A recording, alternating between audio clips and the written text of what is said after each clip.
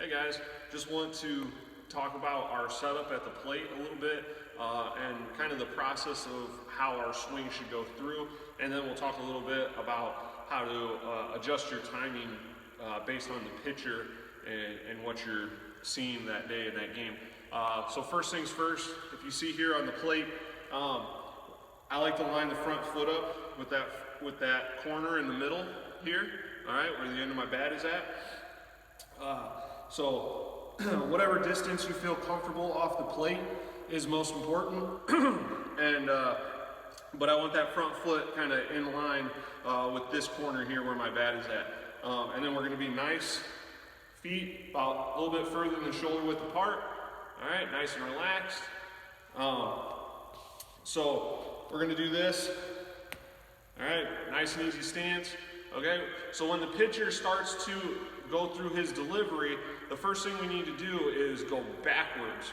All right, we can't just go pick up and go straight forward, because what happens is we end up leading with this front shoulder. We end up out on our front foot. So what we're going to do is we are going to actually load back. Okay, some guys like to just shift their weight back and then step forward. Some guys like me, they like to push off with that front foot, pick it up and go back. All right, and then go forward. It's kind of a preference up to you on what feels comfortable or what you already do in your swing. So that's something that's up to each individual hitter. So once that happens, so we load up, pitches back, all right, pick up, and then it's step forward. As you can see, my upper body is still over my back leg. All right, my hips haven't turned yet. All right, so once that front foot hits, our hips are going to turn. All right, I'm going to get up onto that back toe on my back leg. All right, and then we are going to basically let those hands come through with our hips. Okay, so the hips are going to go, then the hands are going to follow. We want to keep those hands as close to our body as we can. All right, extension of our arms gets when we make contact out in front. All right, and then we will snap our wrists and follow through. Okay, so once again, it's load back, forward, hips, hands, rotate with the body, extension, and then finish. Okay? So, the biggest thing, in my opinion, when it comes to hitting is the timing of the pitch. Okay?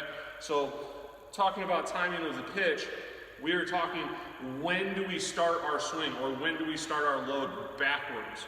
All right, that's the most important thing. When do we start that load backwards?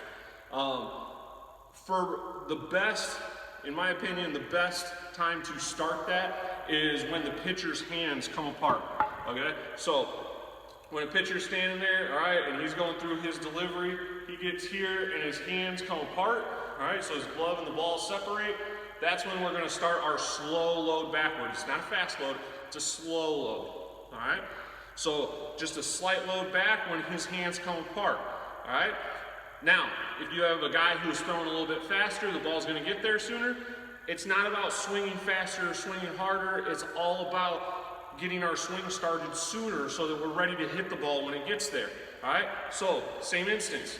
If it's a guy who throws harder, all right, when his hands separate, that's going to be a little bit too late. So maybe we do it instead when that leg comes up, okay? So when that leg's starting to come up, maybe we start it, or when it gets to the top, right before his hands start to break, okay? On the opposite side of it, if it's a guy who throws slower, we're going to start it a little bit later, all right? So maybe it's well after his hands break. Maybe when we see the ball right here out of his hand, that's when we're going to start to load. All right, or maybe a little bit sooner. Maybe we start to see his glove come at us. All right, it's just got to be something in the pitcher's motion, and this is where a lot of young guys struggle with their timing, is because they're not watching the game from the dugout, or they don't know what they should be watching. So watching from the dugout is probably the most important thing, and also take your at bat before you actually get your at bat. When you're on the on deck circle, don't be over there just swinging around, swinging your bat, getting loose, all right? That's your opportunity to go through an at-bat with the person who's hitting in front of you. That way when you get up, your timing is already down, you've seen what pitches he's thrown, and now you're ready to hit when you get in there, instead of trying to figure out your timing while you're trying to hit in your at-bat. Okay, so when you're on the on-deck circle and you're going, start with where his hands are at. If it's your first time up to bat, right, or it's the first time through the lineup, you may not know this yet, okay? Hopefully by your second, third, fourth at bat, you'll already know this process. Okay, so when you're on the on-deck circle, you're standing there, be able to see your hitter and the catcher and the pitcher. Okay, it doesn't matter how you're standing, okay, you just need to be able to see them. All right, so when he starts going through his motion, all right, and his hands come apart, you're gonna load back. When your foot gets down, this is when our swing starts to initiate, okay? So it's really when our foot gets down, that's when the ball should be getting to the plate, all right? Now, if you're facing a faster guy and you're doing this and you load up and you're ready to hit and that foot's down and the catcher already has the ball and he's getting ready to throw it back to the pitcher, you need to start sooner, all right? So pick something out. Maybe start when his leg comes up, all right? You should be getting it down to where you're getting that foot down and you're ready to swing when that ball's getting right to the plate, okay? You know, picture perfect would be if you time up your swing and the guy hitting the ball times up his swing or already has it timed up and he hits the ball hard. Man, if you guys are in unison, you're right on that pitcher, okay? Vice versa.